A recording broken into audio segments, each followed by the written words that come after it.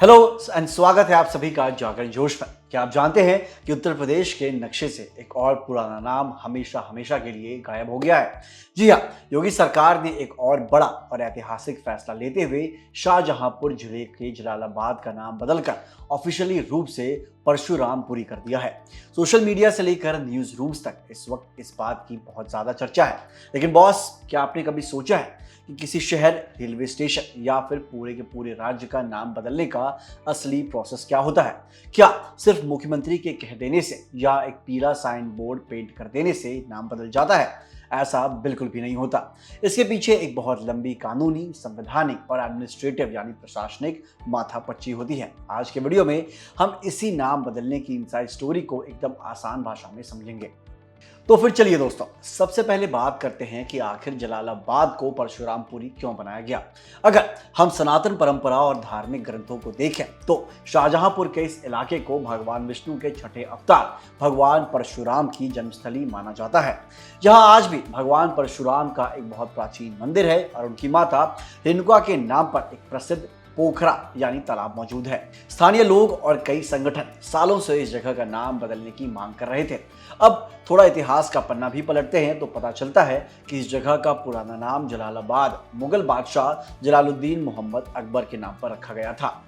उस दौर में ये मुगलों का एक बड़ा मिलिट्री और टैक्स कलेक्शन सेंटर हुआ करता था। लेकिन अब केंद्र सरकार से क्लियरेंस मिलने के बाद यूपी कैबिनेट ने इस मुगलिया नाम को हटाकर परशुरामपुरी पर फाइनल मुहर लगा दी है। वैसे उत्तर प्रदेश में शहरों और स्टेशनों के नाम बदलने का यह सिलसिला काफी लंबा है और इसके कई बड़े उदाहरण हमारे सामने हैं। साल 2018 में सबसे पहले इलाहाबाद का नाम बदलकर प्रयागराज किया गया था ताकि उसकी प्राचीन, वैदिक और सांस्कृतिक पहचान को वापस लाया जा सके। उसी साल फैजलाबाद जिले का नाम बदलकर अयोध्या किया गया और पूरे जिले की पहचान भगवान राम की नगरी के नाम पर कर दी गई। इसके बाद रेल यात्रियों के लिए सबसे बड़ा बदलाव तब हुआ जब एशिया के सबसे बड़े रेलवे मार्शलिंग यार्ड वाले मशहूर मुगलसराय रेलवे स्टेशन का नाम बदलकर पंडित दीनदयाल उपाध्याय जंक्शन कर दिया गया। साल 2022 में बुंदेलखंड की शान झांसी रेलवे स्टेशन का नाम बदलकर वीरांगना लक्ष्मीबाई रेलवे स्टेशन रखा गया। यहाँ तक कि अभी हाल ही में प्रतापगढ़ जंक्शन का नाम मां बेल्हा देवी धाम, अंतु स्टेशन का नाम मां चंद्रिका देवी धाम और विश्वनाथगंज का नाम शनिदेव धाम किया गया है। दोस्तों, अब आते हैं सबसे बड़े और टेक्निकल सवाल पर कि आखिर किसी जगह का नाम बदला कैसे जाता है। देश के संविधान के मुताबिक किसी शहर, गांव या रेलवे स्टेशन का नाम बदलने की प्राइमरी पावर राज्य सरकार के पास होती है।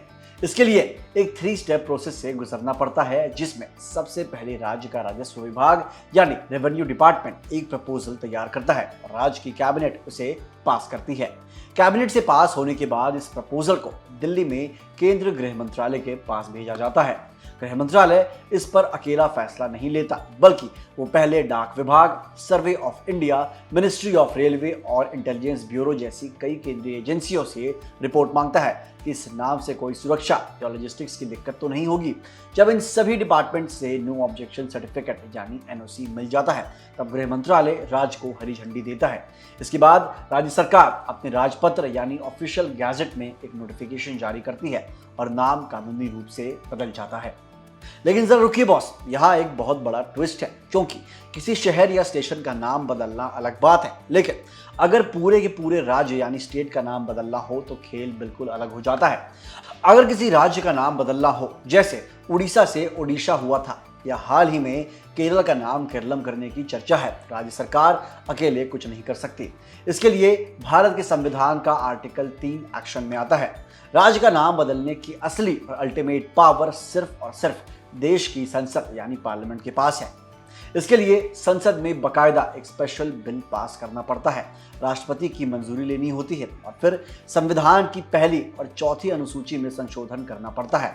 यानी सीधा सा मतलब ये है कि किसी राज्य का नाम बदलने के लिए पूरे देश के संविधान को बदलना पड़ता है।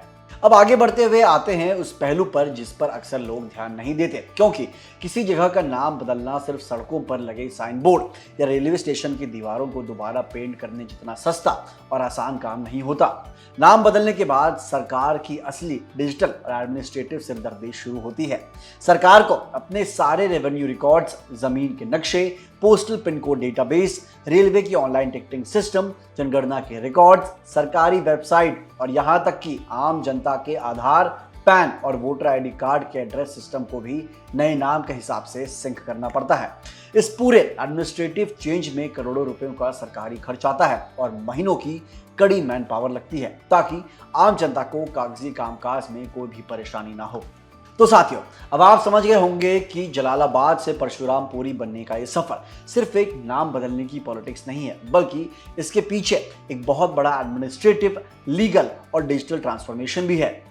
अब आप मुझे कमेंट सेक्शन में बताइए कि इस पूरे नाम बदलने के फैसले और इस नए सरकारी प्रोसेस पर आपकी क्या राय है। क्या आपको लगता है कि सांस्कृतिक पहचान वापस लाने के लिए पुराने नामों को बदलना बिल्कुल सही है?